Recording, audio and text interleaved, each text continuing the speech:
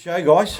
We got plenty to talk about. We're going to get to know Pete's the ins and outs of HQ through the years, and also Ready Strip. Your business is going good and everything going well. We're going to cover Queensland and Victoria, yep, and also up and coming events. So fantastic show. I apologise, we're having a bit of glitches with Facebook, so I apologise for that. But follow the links on and you'll be able to get on YouTube and watch us live as well. Again, Pete, thank you for coming in, mate, and joining the show. And no problem. Hope everything's going well. I'll just turn the sound down on that. Get rid of that. There we go. It's great to have another former champion in the showroom, in the studio here tonight with us, Wade. Oh, mate, yeah, it's been many times champion too. We're a bit thin on the ground, aren't we? How many championships have you actually won? With the HQs? Yeah.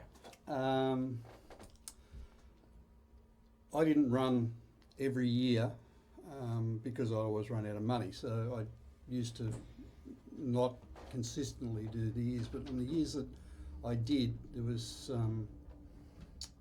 3 years in a row, the Amaru series, which combined with the Oran Park series, I believe it was 3 years there as well, in that same time frame, and the National Championship on the one time I contested that.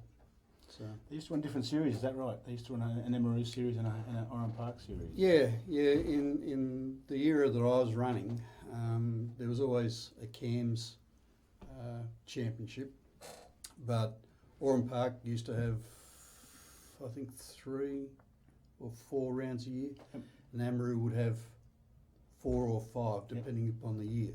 So Oran Park wasn't affiliated with CAMS back then? Oh yeah, no. They were. It was just so they're individual series as well. CAMS would nominate what they were going to consider was the CAMS series for the year, but there was all these races that you could go to.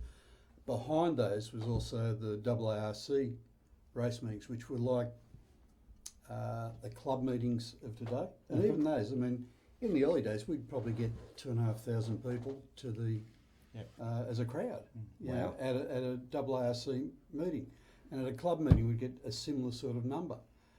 It was on the occasions that we got to run, in those days it wasn't supercars, it was the touring cars, the Johnsons and the Brocks and that sort of thing in their relative cars at the time. So then we'd get on their programs as well. So one of those meetings, particularly at Oran Park, would get involved in that. Whereas at Amaru we had the under 3 litre series, which was part and parcel of all that. So it was there was a lot of things open to us, and it was basically being able to afford to do it. You know? There was a hell of a lot of racing back then, wasn't there? Well, there was. There was a lot of cars. At one stage, I was on the committee at different stages, but at one stage we had 3 classes. We'd have a Division 1, we'd have a Division 2 and a Division 3, and the newbies generally found themselves into Division 3, sometimes Division 2 if they had prior racing experience. Some people got put straight through, I got put straight through, but that was the way it worked. So you had all these secondary meetings, you had the main club meetings, if you like, and then you had the invited ones where in those days there used to be the Man Champ series where Amaru would have the CRC 300, which was the first of the Man Champ series, the long distance races for touring cars. Then it would go to Oran Park, and it was the Pepsi 250 or Pepsi 400 or something, and then it was Sandown and so on. So yeah, we got to be support races to those main games as they were then. And you know, I mean, I've spoken to people since, and you know, they tell you that we go to places like Bathurst, and you know, when the HQs were on, not because I was there, but because it was so popular, we would have, you know, people running the fence to watch ours. Some of the other classes, they might go away until the thing came on, but it still happens, Peter, too. The HQs were very, very popular. You see it at Eastern Creek on turn 2 all the time. They're always down on the fence. The HQs are there. Maybe we give them a bit more action than others, but it's it's good to watch. I mean, we regularly ran in front of big crowds at Oran Park. Yep. When that meeting was on, they'd have crowds of around about 30,000 people. I was going to say, back when the touring cars were on there, they would have massive... I think the biggest crowd I was there at, I think, was something like 33,000. The big grandstand was always full of around the back. And Amaroo at a normal meeting during the year, if it wasn't... There we go. Look at this meeting now. Speaking of Amaroo. They'd have, I think, at a normal meeting about 8,500, 9,000 people. This is one Benny Walsh was on the front row with me and broke the gear selector, I think. They were short races, though, Pete. They weren't longest. They were pretty much sprint generally races. we would have, say, over the course of a weekend, we might have 2 5-lappers or 2 6-lappers, and maybe an 8 or a 10. Okay. You know, that was usually about the length, because the cars and the drivers got a little bit tired by then. So, but that was also TV time back then too, wasn't it? Oh, look, It was all televised. I at one stage there, because I mean, quite obviously, you know, you're trying to get sponsorship and you're trying to prove your worth. So, I did some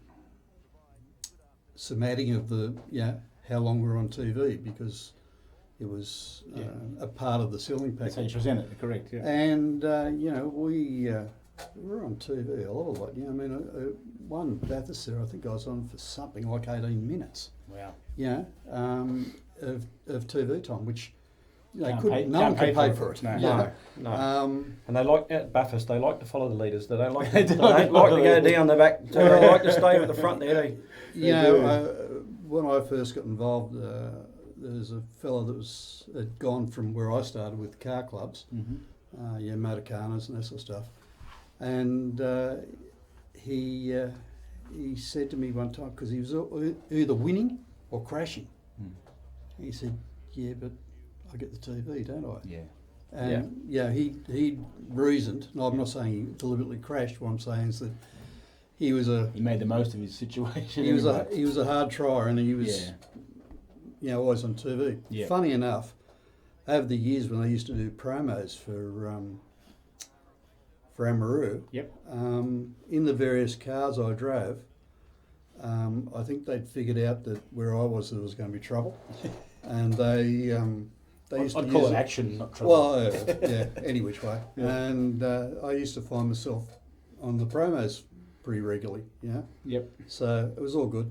And I mean, in those days, when I first started racing, there was no such thing as videos. That's right, yeah. Yeah, I used to race at mini sports at that stage. I'd finish the last race of the day, which was about 2 o'clock for the sports dance before the mainfields come on. Yep. I'd have the trail there. I lived at Whistler Hills at the time. Straight in the trailer. I'd be home and watch the last. watch the last of the racing, so that I could actually see, because they'd be replaying, and I could go and look and go, "Oh, you're a stooge. You did this wrong. You did that wrong." Yeah. We didn't have access to video like we do now, do we? No. Nowadays we're all got it. Yeah, we've all got it. It's great. While we talk about that video, question that we're going to ask is... It's our question of the night, isn't it? Question of the night, yes. So, should cameras in cars be compulsory? Now, I know Queensland do it, and I quite like that idea, guys. It can hinder. Hey, don't get me wrong. It can hurt you if you do something wrong. It can hurt you. It can bite you in the arse. We all know. Or cameras don't lie. Cameras, exactly right. So, anyway, there's a lot of other categories. There's a lot of other categories that are using them as well. So it's Well, like I said, Queensland HQ's up there. Talking off a couple of the guys up there, and definitely compulsory up there. I actually quite like that idea. I don't know why we don't do it all the time. So we'll see if we get some comments on that. I was involved with the saloon cars for quite a number of years after the HQs, and you're still in with the saloon cars now, aren't you? I've actually built one, but Cams has taken it upon themselves to blackball before it even starts. So it's been taken out of the rule book, so it's probably going to get made into an IPRO car, just because decisions are made behind closed doors that you're not always privy to. Yeah, fair enough. Anyway, bottom line was that in the saloon cars we were running a national series. It was a well-supported series, and we found that there was always a high level of damage, which was typical of what the HQs were. We came to the conclusion later in the piece that by then we had GoPros and we had the other things that you can buy, and we made them compulsory, and it made for a hell of a difference because I totally agree with that. you know I acted as a DSO for a couple of years for the saloon cars when I wasn't racing. I run out of money again, and the thing was that we'd have accidents, and he's saying this and he's saying that That's and right. he's saying that. I'd go and get the videos. I'd go and pull them apart and go through them bit by bit from 2 or 3 cars. Yep. I remember one time in particular at Sandown, one of the cars had been pushed off the end of the straight, and from the views that I had, I couldn't determine who was responsible. Then one of the other competitors said, "I've got it all on my camera." Sure as hell, I went and looked at it, and it showed that the competitor that actually did the pushing was third in line. He'd actually taken his foot off the brake and then gone in too deep, locked the wheels, and then hit the guy. Yeah. So he'd had 2 stabs at it. So he'd gone from being, instead of thinking about it and laying back and trying to get a run on them, he'd use his car as a battering ram. Yeah. So look, I think that you should be running them. You're all for it. They're not that expensive these days. No, here we go, mate. Here we Tell us go. a bit about this. This is Bathurst. I believe this is 95. Number Is 1 it? on the door. I think. Yeah, well, 95. You won Bathurst 95? Pretty sure it's 95. I think I won. I couple of times? won plenty. How many? More than I should have done. Okay. This look was like a flying start there. This was the old blue car, the car that I originally started out Mate, with. I don't know if you're colourblind, but that's red to me. Yeah, The old blue it car. is. It's now red. It is. That was the car that I originally got. It was a car that was half built when I got it, and we assembled it, and I ran it for a couple of years under the Dane Auto Electrical, which was my company at the time. And then Mark Bevan from C&B Engines, who's now the CEO of Haltech Computers, was then the owner of C&B, and he came to me and said, "Look, can we do something together?" Because I wasn't racing again. I'd run out of money, so I called it blue poles, was sitting down on the hoist and was just sitting up in the air like a painting. And he came along and he gave me a new lease of life. We did a deal with the engines. I supplied the car, he supplied the engines, and he brought along the Precision sponsorship. So we painted the car, and we did very, very well with that car. Very well. Very, very well. And I mean, Do you know who's got that car at the moment? no, I don't. I lost track of it. It got sold. Some guys came to the workshop and. 'Cause I do know that I believe Ian McLean bought Ian Ryan's old car, your son. Right. Ian's Is that car, right? yep, is the one that Ryan was using. That was Jeff Barbara's car. That's right. Yep. Jeff and Goran Smith ran 2 white cars when Ryan first started racing. He wanted to go with the HQ route, and so we got him Jeff's car and we painted it the same colour that mine was, and he had a bit of fun with that. So, yeah, I saw that come up a little while ago, and someone was saying it was my car, but it wasn't. It was mine. Mine. I don't know where it is now, but it had a. I'm sure someone's going to tell us. It'll come. Well, Someone yeah. will know. Please, if you know that if your car's if it's Peter Dane's old car, please let us know. It had a furry dash, a brown furry dash. Brown furry I didn't dash, put yeah. it on there. It was on it when I got it. Now, this will that's quickly- probably not something you'd really want to tell. A furry dash. Well, Why would yeah. you have a furry dash? Probably because the original dash was, I'd say, broken or Cracked. or whatever. And- that's not a furry dash. That one. No. You're saying get No, up that's there, that, mate. that's that same meeting. That looks like. Look, in that early period of time, when I first built the car, I was telling Chris before, we took it to Bathurst as the first meeting. There's Charlie DeQuerno. Yep. And I believe Greg King's also involved in these races. yeah, Greg was a couple of years later. Yep. He came on. He's very, very fast. I was just saying to Peter before the show came on, I was actually at that meeting in '95. My boss at the time, when I was an apprentice mechanic, used to race HQs before I had anything to do with it, and I was actually there at that race. Wow. Yeah. We. It's funny, with Bathurst. Bathurst sorts the men out from the boys. You're not wrong. In a lot of ways. In fact, I drive the safety car at different times, and a couple of years ago I got to sit up the top when the HQs were having a race up there, and it was pointed out to me that the preparation of the cars was paramount, because I was sitting up there at the top of McPhillamy Pass there. And Look at that, number 1. yeah, that was New South Wales number 1.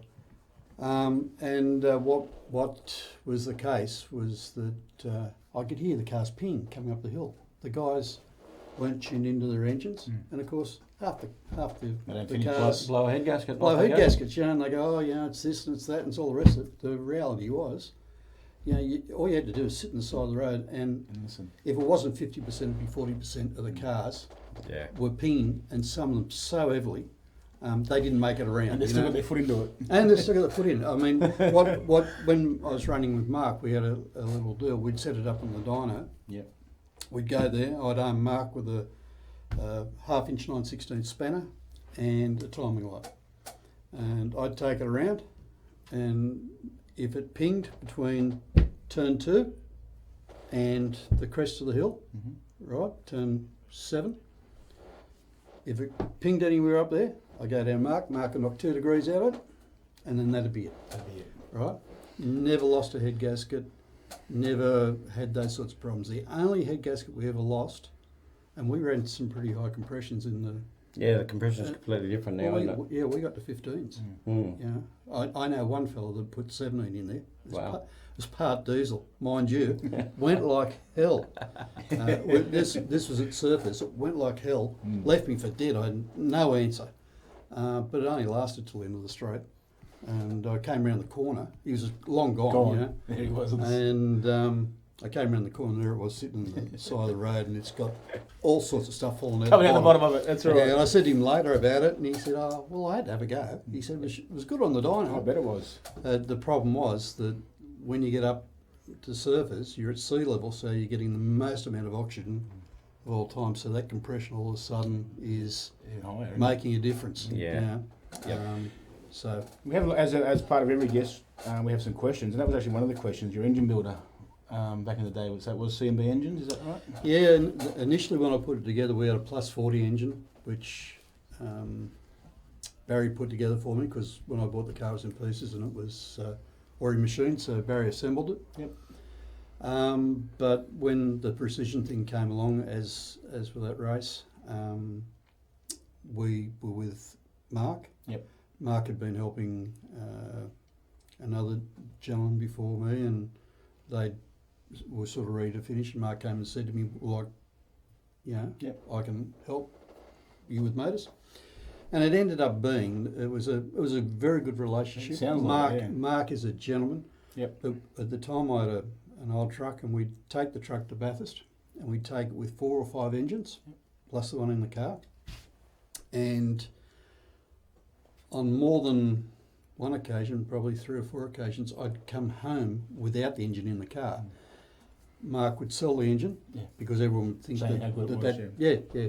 But we would have four or five exactly the same on the ones. truck, Yeah. and invariably I'd come home without all those, because at the time I think we had something like 43 or 45 engines in the HQ community. Wow. Bear in mind at that time there's 450 odd cars running. Yeah. So we're selling them interstate and all the Yep, rest of all over the place. And that was the deal. His investment paid off, mate. If he's selling that many motors, didn't it? Well, Yeah. and I mean we were doing the development that it's always easy for people to be suspicious. We're doing the development. I mean we'd be down at Wayne Jones's engine dyno, over night time. I remember finishing at 5 o'clock, going home for a shower, and then going back to work.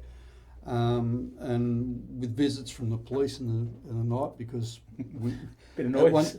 at one stage we tried running it without a muffler, Yeah. and just ran it outside the dyno up the room. And of course, it was only about 15 minutes later the police turned up, and you been running this thing? No, mate. The motor's still cooking. No, mate. No. There was a couple of guys drag racing up the road. Oh. Mate, nothing's changed with development, because the guy who's at the front of ours now, Brett Osborne, he's That's all he does. A lot of development, a lot of He time. puts three And- times as and- much effort in as everybody else. Same as yourself. I know you put a lot of effort into, and that's why you're number one Yeah. for so long. And so is he. He puts so much effort in, Yeah, and so much time. probably in the period of time we were doing it, there wasn't the secret squirrel stuff that may be going on now. I've been hearing people using special castings and all the rest of the stuff. We were pretty innocent of that. We found that there was lots of gains to be had in exhausts. Still the same. Still the same. Yeah. Still the same. Yeah. Yeah. Well, you go see Bruce at Charleston Exhaust, he'll fix you up. Yeah. He did mine. Write that Yeah, down. yeah, write that down. Bruce at Charleston Exhaust, at Blacktown. Yep. He does a lot of the leading cars. So we'd play with exhausts. Yep. We would play with cam position on the engine dyno because that's the only place you can measure it. Yep. We had a fellow that was doing carburetors and he was a bit of a guru on it. Is that Ken? Was his name Ken? No. No. I just heard of this forget now, guy, it's guru probably out of 15 Liverpool. years. His name was Ken. I think he's retired. And Yeah, Yep. yeah.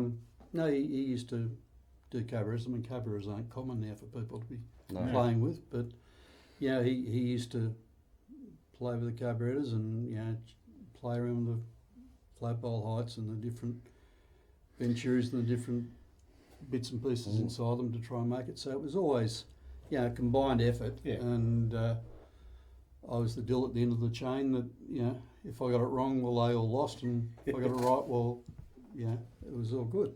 So no, it's very good. Just one more quick question before we move on. How did you get involved with HQ racing? What was your starting point? Where did you start? Or who was it that got you involved? Prior to the HQ era, I'd done various other bits and pieces and in and out of different classes. Yep. And I'd been to Oran Park and watched a few of the guys run around. Charlie was there with his black car at the time, and Bob Hepburn and all the guys, Cookie and Rowan Cook was a little bit later. Peter Hopwood was king of the kids at the time. Yep. There was big fields, much the same as I guess what the XLs are doing at the moment. I mean, they seem to be the new HQ at the moment. Yep. Yeah, I know. Don't mention that word. But Their numbers are absolutely phenomenal at the moment. well, look, I mean, I was telling Chris before, I went to Bathurst one year. I forget it was the first year I went there or not, but there was 128 cars entered for the race meeting. They had 2 runoff races before the final. I believe they had 58 cars down at Phillip Island a couple of weeks ago. I believe. Well, at Bathurst, I was again doing the safety car thing at Bathurst, and they were there. They actually went about 3 seconds faster than the fastest HQ, or our times, because you guys aren't back down to the times we're doing it. So they're that much faster again. Mind you, let's put it in perspective though. Back in the day, HQs were getting those numbers. HQs were those absolutely. numbers. That's right. HQs were Probably bigger. the thing. but- Yeah. XLs are starting to take off, and they're the thing. Where Yeah. It all runs in cycles. Yeah, it does. It all runs in cycles, and the flavour of the month will generally last for a 10-year time span, and then away it goes. where HQs have lasted a lot longer. Well, they have. They've been around for a very long time. I mean, We've had up and down periods. 1998, Cam's wanted to kill them off. Kill 'em off, yeah. With the Towards 2000 Yep. paper. I Correct. fixed that. Yep. I led a little consortium to get some numbers Get it sorted. to try and get it sorted with cams, and fortunately they saw the error of their ways. And They look like As they've far got as I'm aware, it's the longest one make one make. series or tin top series. Sounds like Well, Cam's have got you back without on the saloon cars, though. Less said Not about go that, the better. Let's not go there. Let's All right. not go there. We've got some more questions for later on, but at the moment we're going to go to our updates for the rounds, aren't we? Yeah, let's move on. We're gonna again, Pete. We could talk for hours, and we have got more questions for you. Go if you like. But we do have to. We're going to cover Queensland. Queensland had a round up at Queensland Raceway and it was their second round of the championship. And let me tell you, they had a great round. 13 cars went there, and which was pretty good for Queensland. They're growing in numbers. They're getting better. And mate, look, at the end of the day, they get 4 races, and we had a great time. And that's the name of the game. It's all about having fun. It is. At the end of the day, that's Why we do it. So races 1, 3 and 5 were pretty much in dry conditions. Race 2 was a drying circuit, so there was a bit of fun there. And as you can see, we've got a little bit of footage there for you. But qualifying was Brandon Madden. He's absolutely flying at the moment. It wasn't too far off though. He was only half a second from Joe Andreski in qualifying, and Brad Stromberg, the president, I believe he's the president, and he was in third in qualifying. So, to get, thanks for the guys that put this together up there. Well, this settles your in-car camera thing, doesn't it? Do they do rolling starts? That's what I wanted to find out. Every time I see HQs up in Queensland have been doing rolling starts, but Interesting. yeah, very interesting, very very interesting. So, Can someone from Queensland verify that for us? yeah, let us know. Going by the video that we just seen there, that's a rolling start. But once again, let's go to race 1. Brandon Madden, he's absolutely on fire. Brad Stromberg, Brandon won by two seconds, and it was a 12-lap race. Brad Stromberg second. Ben Simpson provides a lot of information and helps out, and as well, lets me know Brandon does as well. And Brad, the guys up in Queensland, they send me a lot of information, so I really appreciate that, guys. There's a little bit of a spin-in back play there. So yeah, it was a really good race meeting.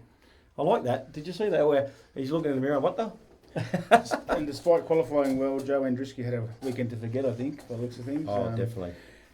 Some small mechanical issues over the weekend, taking him out of some races, so a bit of bad luck there for him, but qualifying second, nothing wrong with that. Yeah, as you can see, there's the point scores, but... Brandon's obviously doing very well. Oh, mate, he's absolutely on fire at the moment, and look, defending champion Scott Andreski in Brandon's old car. So, look, Brandon had a clean sweep, absolutely smashed him. So, very good weekend for the Queenslanders. While we're here, I'll just run through a few of them. In race 2, Brandon, Ben Simpson, Scott Andreski, Brad Stromberg dropped a few spots down to 4th, and Mick McLeod rounded up out the top 5 in race 2. And in race 3 again, like I said, Brandon is on fire. He's got everything going right for him. He puts a lot of effort in. Yeah, he does. Their Facebook page and his wife, or I think it's his wife. I hope I'm right. Or fiance, maybe girlfriend. Apologise if I'm wrong. I have a bit of a brain snap. Brandon, like I said, and then Brad's picked up again. Ben Simpson, Joe.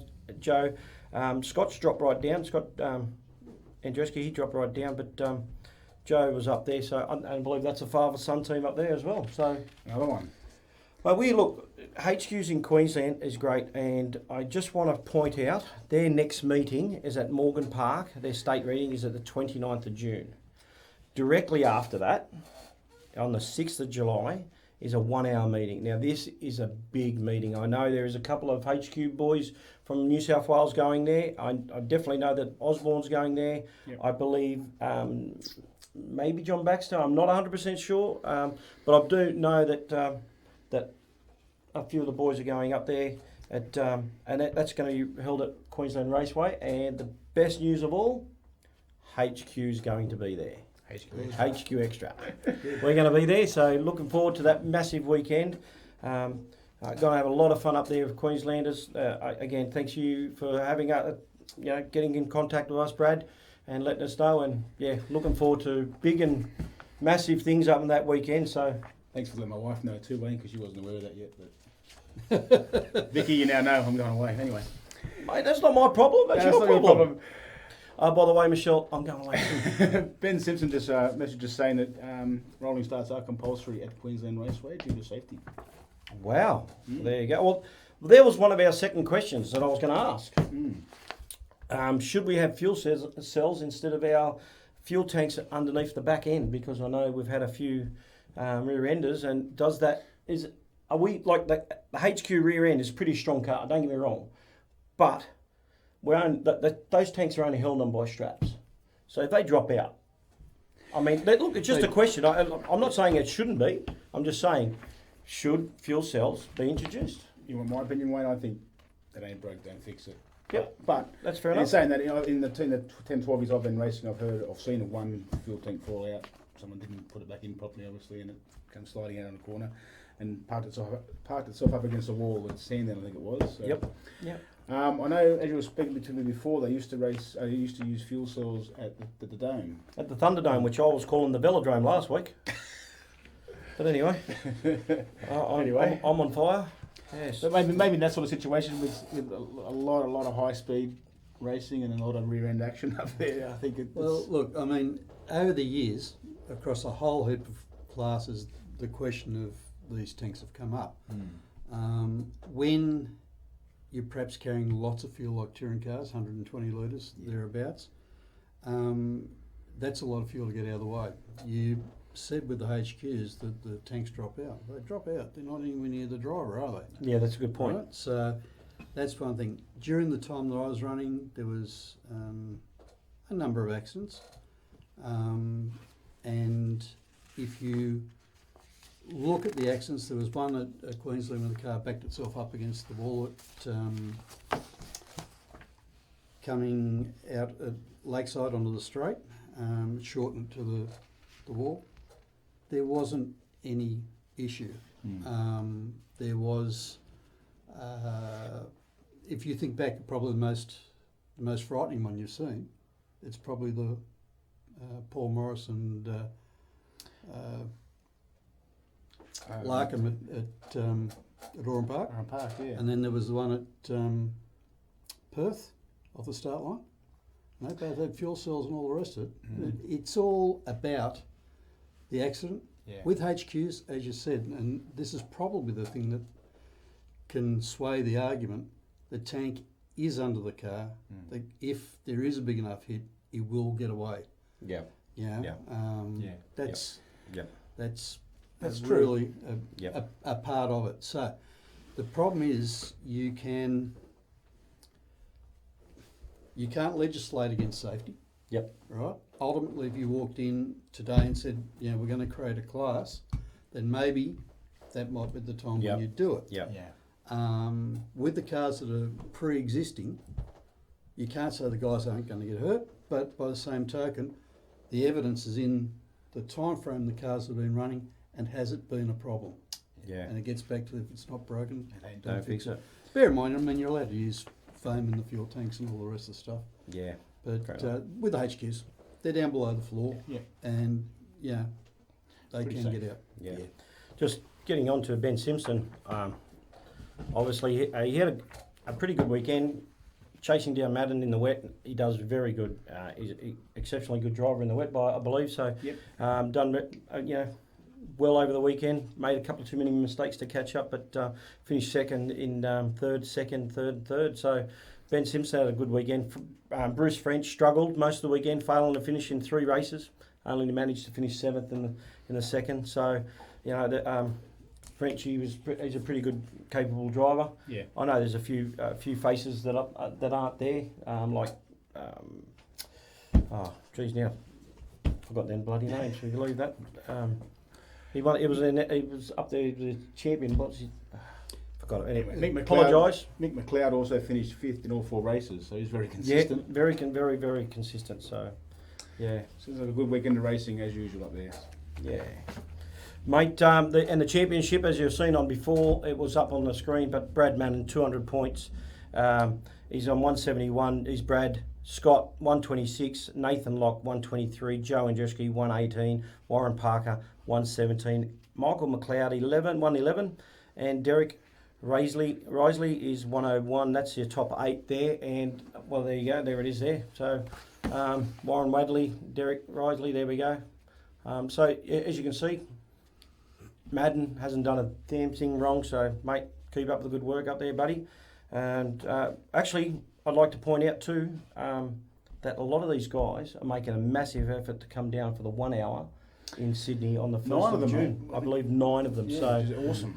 Queensland, kicking goals, Well kicking done. goals. Well done. And have a go at their Facebook page, their intro and their stuff. They're doing things. They are trying to get their sport. They're doing everything to get the HQ brand back up there. So Having a Queensland, fantastic work. Well done. crack. Another question for Peter. Ooh, here we go. We're under the pump tonight, mate. What I do wrong? Okay, best track you've raced at? I, without doubt, I believe Bathurst. Yeah, I think most people say that. I keep on going back there every year in whatever capacity I can just to get a drive around the place. Yeah. I love it. I think it's the most testing one. We've had over the years different names come there, and supposedly, they've been geniuses and all the rest of it. But that section from Turn 2 to Forest Elbow, it sorts them all out. Oh, yeah, it certainly does. They can have plenty of squirt and a straight line, all the rest of the stuff. I believe you've been in the safety car a few times there as well. Right, Yeah. driving the safety car. For about 30 years. Yeah. Long time. Yeah. 91, I think. Yeah, I think if you can drive a HQ faster around Bathurst, you can drive all right. This is again an argument that or a discussion point that people have. In early days, we might have been poo-pooed by the purists. Sorry, you can say shit, mate. It's all right. Can you? Yeah. I would say shit. On our show, you can, mate. I mean, people would poo-poo them, say they're only HQs. Yeah. At the end of the day, That looks like King. That's King's number. Yep, that's 49. him. That's him. That hurt. There's been a few come to grief up there. There I go. The thing is that because they've got an open diff, they're a little bit like a Formula Ford except heavier. Heavier. Yeah. And you have to be conscious all the time of how to drive. The throttle control comes in Absolutely. absolutely all the time. Yeah. It's always seemed to me the guys that have driven smaller underpowered cars, and we'll call underpowered for a car of its size. Yep. It's Graham Appoloni, I think. They tend to do very well in upper classes. I mean, you go and look at the Scapes of this world and all the rest, and they all started with small horsepower cars. I ran against him for a couple of years in the lasers. They teach you the meaning of what the track edge is and what the how to extract the most out of your car. Now, if you come straight, and it's not a rule, but it's a observation, that you come in and you buy your way in with a 600 horsepower car, you don't actually learn the art of driving, or not the smaller nuances that will make you fast. If you look at all those guys now in supercars and stuff, most of them come out of karts or Formula Fords where they've got open wheel drive. You know yourself, you're driving a HQ, you can't just hold your foot flat. All you do is see blue smoke. You've got to moderate the throttle. You've got to learn where the edge is that the car will accept for going around a corner. Exactly. You've got to learn to balance the car. And they're things that you can't necessarily get in something with a spool diff or a lock diff and 600 horsepower. and 600 horsepower. And that's not something against them. It's just the HQs perform the job that they're designed to do, and that is teaching people how to drive. Right. Each of these guys here. Not Augusta, is it? No, you've got myself. You've got Stevie Butchard, who's unfortunately passed away. You got Vincey Gatt. He's BG Auto Paints down in Sydney. Then you've got Paul Axiak. Then who you got? Maybe Becker. I'm not sure. Oh no, it would be Becker. Bottom line is at these meetings we'd have a lot of guys from the different states, because traditionally most people run at Bathurst. They'll travel to go to Bathurst. I mean, at different times, different people have expressed that, their track's the best and all the rest of it. Well, guess what? When they come to Bathurst, that's the Mecca. That's where it all happens. And back in the day, they used to have a race, like a car like that. They'd stop the race these days. It'd be all right. exactly The right. you'd be at least on the safety car. Yeah, if you watched the Formula One the other night, Michael Massey, that was a Cairns boy, is now the Formula One fill in since Charlie Whiting died, Mm-hmm. and he's doing a good job. But the way it works, and because I've had the experience doing what I do, the principle is this. Insurance became a big part of motorsport many years ago, and they've got to the point now where, if something were to happen with that car, for argument's sake, another car hit it, and it might be at the point where the driver hadn't got out, someone has to answer to the authorities or the coroner's court. Someone's got to be accountable for something. Someone has to be accountable. So, a lot of times at Bathurst is a little unique in that because it's surrounded by walls, there's very few places you can actually put the cars away so they're safe. Yep. Right? So nowadays the principle is if the car is in a dangerous position and the car can be hit by another car, therefore injuring either of the drivers, then that's when they pull it out. Yep. And watching the Formula One the other night, Massey had 2 cars go in the wall. I think it was under safety car for 3 or 4 laps, might have been 5 laps. But if you look at it, there was a whole heap of gravel, and it was heavy gravel, which would have gone through the tyres had they restarted again. There would have been cars spread all over the place. So I think he did a good job that night. I don't know what the Europeans think about it, but that's the purpose of the safety car, and that's why we do it. It's just like I said, we used to see, it's all we ever see now, but it's just strange to see them still racing. And back in the day, it was on. You don't stop for anything. Actually, this year, this particular year, you're looking at it on TV now, I would have hopped out of the car because this is probably the race before the main race, right? Because it was the final race, so it would have been on TV, so it would have been the race before the main game race. I would have hopped out of the car, left it in the dummy grid, and run across, got changed and hopped in the safety car because it was around about 91 they first started using the safety car, and in those days they only used it for the premium class. Nowadays with the insurance things are going on, every circuit has safety cars, and that's criteria. Wow. Yep. So moving on. So don't shoot the messenger. No, definitely not. So now, if we want to be really perfect like that movie, you got to go hit the pace car. Well, everything else. I want to hit you. They did that. I did a 3-hour race at Calder one year, and Bob Jane had an American running the place, and it was a rolling start, and we were all up in the driver's briefing because he's given the driver's briefing, and he said, "Now I want you all to close up on the start, blah blah blah," because we weren't used to doing rolling starts. I mean, it was an unheard of thing. He said, "Now if the guy in front of you isn't catching up," he said, "you use a chrome horn." We were looking at each other. What's a chrome horn? Use the bumper, knock him up. That's the way they ran over there. So, just a little sidelight. Used the chrome horn a few times. Yeah. But anyway, all good. Moving on, mate. Just a quick question. You stopped racing and then your son jumped in the car. As we know, we've both been had our fathers race as well. What's it like sitting on the side watching your son race? Is it being as experienced of you in motorsport? How hard was it for you to do that? I'm probably a terrible critic. You probably deserve to have someone better than me on the sidelines. Ryan, you heard that. It's live. We got that. Yeah. Look, Ryan did a good job for the time that he was involved.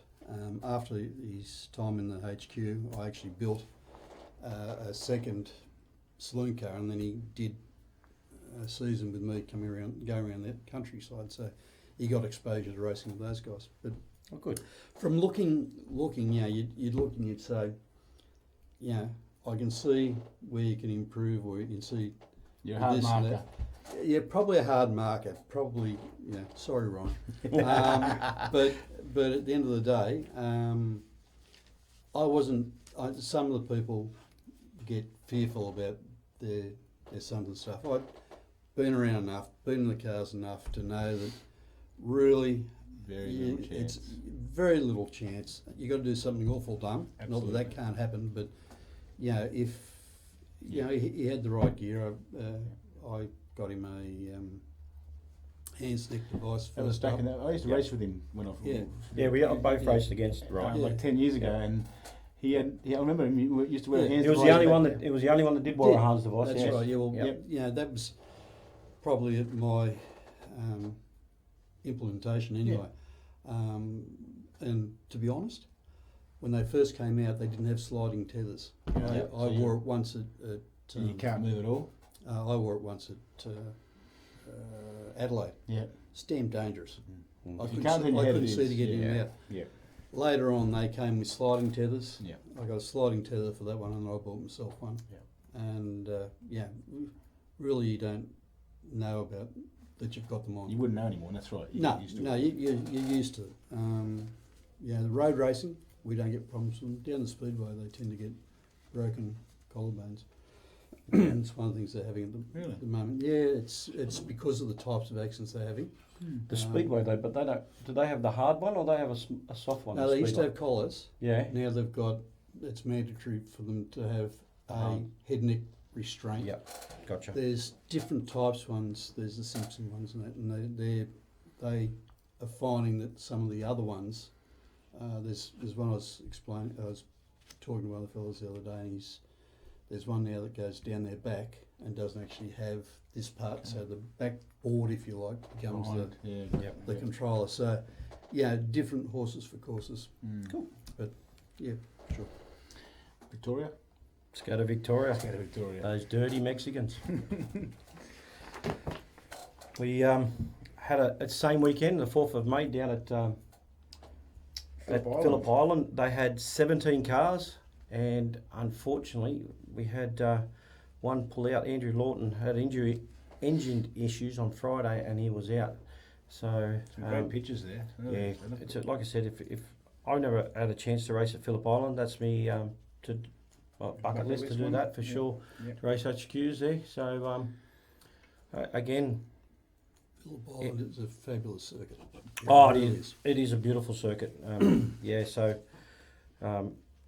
looking at these photos, going to qualifying, Andrew McLeod actually only qualified 6th. He was struggling with a bit of rear grip on his car, so only Andrew? P6, yeah. Where he is there on the inside, or outside, sorry. So I again thanks to Stephen Banks here for the footage. He sent that in, and mate, what a beautiful day. It's a good scenery, isn't it? The thing with Phillip Island is you'll go down there and you'll have days like that where it is spectacular. Yeah. It really is. Yeah.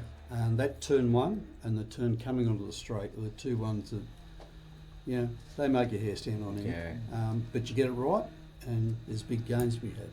But despite You go down there other days and you get blown off the place. yeah. Like, the first time I went there, I said to him, listen, can you get a bomb and just blow this thing up to Sydney or Queensland or something? Decent weather. Well, Glenn McDonald actually got pole. If Andrew, now I've been saying his name wrong. Now if I get it wrong, they're going to blow the shit up out of me. It's Andrew Magilton. Magilton. Now if I've said that wrong, I apologise. But I believe it's Magilton. Right, so Maggie, that's what you're getting called from now. Just Madge. Noodles. Yeah. Andrew Madge. If you don't like it, sorry, mate. And Jake Beckers was the top 3. Raymond Jardine, Ryan Woods, and Andrew McLeod was the 6th. We had a couple of South Australian boys go down to Victoria and have a go, and that was Darren Crouch and Darryl Crouch and Darren Jenkins. Darren Jenkins qualified 7th and Crouchy 8th, so that wasn't too bad. That's good, nice of them boys to go down for a travel. Yeah, very good. But Jake Beckers is doing well. They're in the 3rd spot. It's Perry Becker's son of mine, I've been told. I've never met him, but doing very well up there in the top 3. he's doing a great job. So, believe Another father and son are still racing. yes, exactly right. So, It's a good sport that way, isn't it? it's you'd be We've surprised spoken at how many times, but that's how I was going to do it. when I Well, started. I always looked at some of the other people, people in perhaps football or that, they're all washed up by the time they're 30, 35. Oh, yeah, absolutely. With this sport, we can keep on going. Well into your 60s, Pete. Oh, yeah. Not saying you are, but my dad did it. He raced last year. He's some of these 68. So it gets a little bit loose there. Look at those. They're floating there in that Oh, We're- yeah. turn, isn't they? We're all have been a part of father and son racing, myself and Wayne, obviously, and you Yep. with your son. It is a great family sport. Yeah, it's the only problem with motor racing is it costs so Expensive, much. that's right. Yeah. It's Get rid of that. yeah, it is we- definitely a problem. We'd be right. So, race 1. If you have a look at the race 1 Race 1. papers, boys. Magilton. Magilton. Mate, Andrew McLeod ended up coming from 6th and winning, and he won it by a good couple of seconds. So To sort out his rear grip problem then. yeah, he definitely sorted out his rear grip because he was right back up there with Glenn MacDonald in 2nd spot, Raymond Jardine, Third. Johnny Wise, great bloke. He's doing well. And like I said, Darryl Crouch and Jenkins from South Australia are up there. And yeah, you're right.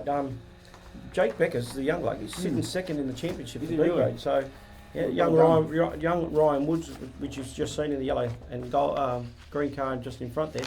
He's actually leading the B grade championship. So yeah, they're doing well. Race 1, yeah.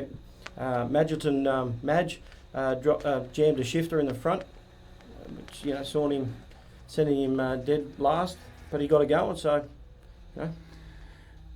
and like you said, Andrew McLeod put new tyres on, and he got it going. And Jake Beckers was on the boot for a number of laps, and then he until he stepped on it and nearly took them both out. Dave Allen's just commented, I love the comment about the chrome horn. Yeah, the chrome horn. We were sort of looking at each other trying to figure out what he was talking about. Yeah. It was- That could get a bit of use, I think. That it saying. was one of those aha moments. And MacDonald, 2nd, Ray Jardine 3rd on race 1. Race 2, Magilton. yes. Yep. He rocketed through the field from the back and ended up finishing 2nd. Again to Andrew Andrew McLeod, McLeod, yep. Glenn MacDonald, John Wise, Jake Beckers. Jake Beckers has moved, going well, really well. That's excellent. Perry Beckers is actually racing, so few like Darren Jenkins had a DNF there, so something definitely went wrong with that one. I believe, I can't really tell there. Can't tell you, I'm not sure there, but he had an engine issue. And let's move on to race 3. Race 3 was a cracker, apparently. Andrew and Magilton clearing out early for the 10 lapper, and there's some great battles going on behind them. Well, they did finish 10 seconds in front of 3rd spot. Really? Yes. It's just like a Baxter and Osborne type Oh, scenario, mate. Yeah. So there's another great race down there for the 3rd race. What else we got there? McDonald had some engine issues and finished 3rd, but still up there on the podium, which is great. And another good race. Just got a message from Ben Simpson from Queensland. He said he's seen some old Avgas heads shaved that much that the camber cracked up into the water jacket. Thin as. There you go. Mate, we are really going well tonight. We've gone Overtime. We've gone overtime, and we've got so much to do. Questions. Hang in Stay there. with us. Our show's going to go a little bit extra tonight. So again, Pete, thank you very much for hanging in there and staying. It's your fault we're doing overtime, but that's all right, since you're paying the bill. Our major sponsor. Our major sponsor, yeah. So, mate, race 3 again. Let's run through the race 3. It was Andrew McLeod, Andrew Magilton, John Wise, Jake Beckers, Ryan Woods, Darren Jenkins, Perry Beckers, Graham Francis, Rodney Vervort, Steve Banks, and again, thank you very much, Steve, for sending that that footage down to us. I'll get that back to you ASAP. Eric Hill, Darren Crouch from South Australia, James Kenner, Glenn MacDonald, Michael Ling, and Raymond Jardine had a DNF. So, something I did have a picture of a bit of footage of an engine with a massive big hole in it. So I'm not sure if that's him, but I've seen that picture too, Wayne. It's very interesting. yes, we won't point fingers, but yeah. So That's the old knock the alternator off trick. yeah. So let's have a quick look at the. I don't think we've got the. I couldn't download the point score of the Victorians. It's not up on their website quite yet. Andrew McLeod did send them to me, but unfortunately I just couldn't get them downloaded on for tonight. So I'll just run through them. Andrew McLeod is on top on 1,040 points. Glenn McDonald on 918. Andrew Magilton is on 904. And Steve Banks 873. Ray Jardine 835. Sorry. And Johnny Wise at 766. And in B grade, I'm getting the wind up move. No, sorry mate, we'll just worry about that later. B grade is Ryan Woods. He's a 926. Jake Becker's 810, and James Kenner, 772. Rod Vivort 694, and Michael Ling 366, and Andrew Longley. Logelli, maybe it's my writing, it's terrible. It's 264. And yes, we're definitely going to go to this. Our next segment is the Ready Strip ad. The Ready Strip ad. When you need restoration work done on your vehicle, think Ready Strip. With over 35 years experience in Australia and 65 in the USA, they know what it takes to get results with Ready Strip. Ready Strip are proud supporters of HQ Xtra.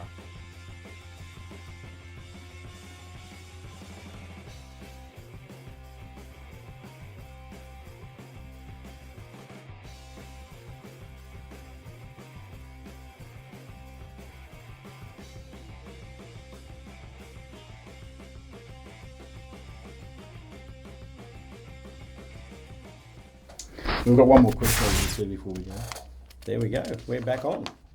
So, mate, before we go any further, again, thank you very much for your sponsorship of HQ Xtra.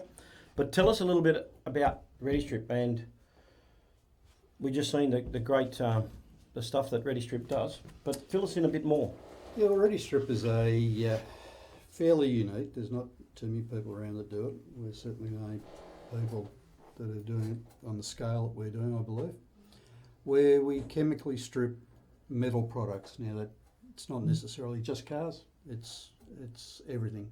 Aluminium, powder coat, you name it, we do it. But where, with the automotive connection that I have, where it proves useful is we're doing lots of high-end cars, lots of any sort of cars. We've got, down at the moment, we've got an E-Type, there's another one there tomorrow. I've seen that, that's very nice, yeah. Yeah, we've got, I think it's an Alpha down there. There's various cars, I mean, at different times we get I've all seen a sorts lot of of things. Ford coupes. Yeah, I've seen a lot of Monaros, type two-door Monaros come through. Yeah. I've seen a lot of little sports cars, like you said, the Alphas, the Jags, and also I've even seen some high-end Ferrari parts and stuff like those things. Yeah, kind of things. yeah, we had So a couple of dinos last year. We had a Bentley that someone's turning into a drag car. We've got we've Wow. had some homemade cars. Yeah, we've had some exotics. It's funny. We see just about everything you can think of, and half the things you can't think of. You know, I mean.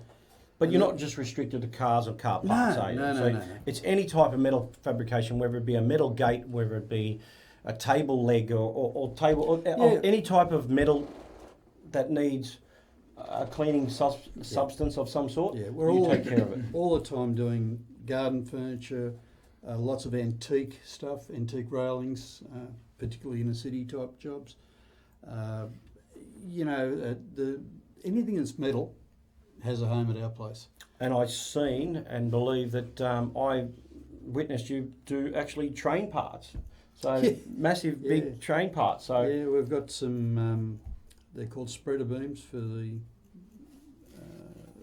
railways, and they're pretty unique. We had to develop a system to be able to get in there and clean them and make them serviceable for the next 5-year time frame, and given that they're in service for something like 50 years. Wow. Yeah, it's a big deal. yeah. Well, if you want to contact yourself, what's the phone number that to get you on? Sydney number 02 9831 6799. We're there from 8 till 4, and usually I'm there for a few hours later. But yeah, we tell people Mate, I've been there at 8 and you haven't been there sometimes at 8 o'clock. in the morning or the night. 'Cause I'm usually there at 7, but yeah. Oh, wow. We got a few more questions for you. Last question, actually. Your biggest rival over your HQ period, or your Who's the best? You love turning up and it was you love to race against. Your best rival, or was always thereabouts with you. Peter Hopwood was a very talented person. He worked very, very hard at his car, and generally with he and I, in the first couple of years when he was still running, it was a 50-50 deal. You know, on any given day, it'd be he or I. Anyone could win. Yeah, and funnily enough, I think we had a reasonable respect for each other. On the first occasion we raced at Amaru, we went side by side a lap and a half or something. He came over to me afterwards and said, "How come you didn't crash into me?" I said, "I don't have to. I'm here to race." Yeah. So from that point on, we generally gave each other the room to do what it is. Yeah. His cars, and this goes back to car preparation, his cars were always right, probably better prepared than mine. Later on, we found that it was a funny thing. His car, I'd be screaming it in second gear, and he'd be just chugging away in third gear. And I'd have short pipes out the side, and he'd have this great big 4-inch pipe out the back. It wasn't that all the way through. It was neck down, but it came back to cam position. That was it, I believe. Yep. And we found that out by extensive work on the dyno, just where the different variations in the motors could go. But we would be faster at different places on the track, but our overall lap times would be the same. Later years, there's people like Charlie DeQuino, got his car going pretty well. It was always going pretty well, but Another father-son team. Daniel jumped in the car. Yeah. And Dave Doherty, Healey when he came up. There was a string of guys, perhaps none better or worse than anyone else. It just depended, because I was there for about 8 years. There was an era of this, and then an era of that, and an era of something else. So it sort of went on that was the case. But anyway, good times, eh? Do you miss HQ racing? Oh yeah. Look, I mean, I miss any sort of racing. You give me a billy cart, if it's got 3, 4, 5 wheels, I don't care. You want to win. I will drive it. Tragic. I mean, I even raced the silly looking trucks for a couple of years. And we did all right with that. We had some good races with that. At the same time as the HQ, going up out of the HQ and then into the HQ, and there was a big meeting at Oran Park there with the trucks. Well, and the HQ, they'd get massive big numbers. meetings in the early days, and they would be alongside the trucks. I mean, the problem was in those days the trucks weren't restricted in any way with the amount of smoke they could put out. And I mean, I raced them. I know, like we were running 50 pounds of boost, as much fuel as you could get in the thing. You'd have flames pouring out the exhaust. The downside to that was, of course, the tracks would get very slippery. Some of the big trucks had water brakes, so they'd be going down the track and they'd have like washers onto the brakes to try and cool them down. In actual fact, the little trucks I ran would actually go faster than the big trucks, because the big trucks had a 100-mile-an-hour speed limit on. The little ones no one thought it'd go that fast. So we go to places like Sandown. Wow, Got them. Good fun. So no one in particular, but I do miss it. I miss any form of motor racing. It's always been a tragic. Every racer will tell you the same thing. It doesn't matter what it is. If you can have a drive or anything, you'll jump in it. Well, look, I'm probably past the age of being useful, but just recently I've had a couple of races, and I'm not as useless as I think. So. Mate, you're definitely not useless to us. That's for sure. It's been a pleasure having you on tonight. It's been definitely a pleasure. We could talk for hours, and mate, Pete, you've got so many stories and it's so many things to talk about, and your knowledge of HQs and of motorsport in general is fantastic. As I was saying before, we were talking outside before the show, and I actually got some tips. I've been doing this for a long time, and he just told me some things that I didn't know. So Well, there you go. I appreciate your time, and yeah, thanks very much for coming in tonight, mate. Thank you. It's been fantastic. No worries. Well, we're not quite finished yet. Let's just quickly go around of the next states round. So we'll start off with Victoria, and I just wanted to point out that was the in the Victorian round. There was the Dallas Crane Challenge, and being an ex-president and an early starter from Tassie, like starting at being one of the starters. It was a big round for them and an emotional round for them as well. So to all the HQs at Victoria that raced in the Dallas Crane Challenge, well done, and keep up the good work. But their next round is not until the Winton Festival of Speed in the 3rd and 4th of August. So Should be a big meeting, that one. a big meeting, and maybe you should go down for a drive. We might be able to organise that. We could carpool, mate. Yeah, no, I'll be in Europe. Holiday, Healey. Well, Holiday on my Healey. last overseas trip, Should I bring that up? Is it Holiday Healey or Hollywood Healey? One of the two. Oh, Yeah, look, Hollywood, yeah. Hollywood, whatever. Holiday, Hollywood, same. Yeah. Again, the Crouchy and Jenkins going over from South Australia over round, which with those boys, well done. And their next round at South Australia is at Talon the Bend on the 29th. Oh no, sorry. It is the 29th. So what am I saying? It is the 29th of June, and that is a good. Like I was just saying, Victorians have got a big gap. They do. And Good opportunity. a great opportunity to go across. I know some of them are hurt from the weekend, with engine problems and car dramas, and they need the 3 months off. And again, it comes down to whether you can afford to get across there and that. But look, it is a great chance for everyone to go and to South Australia, go to the Bend, give it a run. Let's see how the car goes, because 2 months after that, or 3 months after that, September is our national title. So, and that's where it is. So all the smart people, or I shouldn't say all the smart people, all the people that have got the time and can make the effort to get there, I would definitely suggest that you should put that on your list. Also, Queensland have a state meeting at that time, so that makes it hard for those guys. Yeah. But that's at Morgan Park on the 29th of June, like I said, and then on the 6th of July, the 1 hour race up in Queensland Raceway, where HQ Xtra will be there. Those weekends. New South Wales, the 1 hour. 1 hour, yep. Is on the 1st of June. It's a one-day event. 3 weeks away. Got plenty. We've I think we're up to 30. So I think, it hit 30 entries, which is great. 30 entries already on the 1st of June. And as you said, a lot of Queenslanders coming. A lot of Queenslanders, maybe a couple of Victorians, I'm not sure. See how we go. And then you got the state round, which is on the 22nd, 23rd round. 23rd, of June as well. So again at SM or Eastern Creek. and I do believe Osborne is going to do all three. Really? Big effort. Big effort. Including the... I believe he's doing Talent Bend. I think he's doing Sydney. Yep. Talent Bend, and then going up for the Queensland 1 hour. All 3 weeks, 3 in one. 3 weeks in a row. 3 weeks in a row. God love him. Speaking of Brett Well Osborne, congratulations to him and his lovely wife Kelly. They had a baby daughter yesterday, their first child, named Charlotte. So congratulations, guys. Well done. Damn, I thought if it was a boy, I thought it was going to be called Wayne. Massive congratulations. Sid.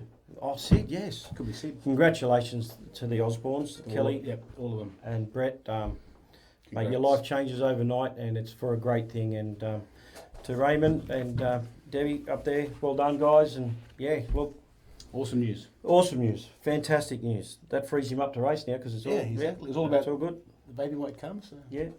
That's fantastic. I haven't got any much details on Darwin or Western Australia. I apologise, guys. It's not leaving you out, but I just don't have it with me. I actually left it. So I'll get onto that next show. And one thing I did forget.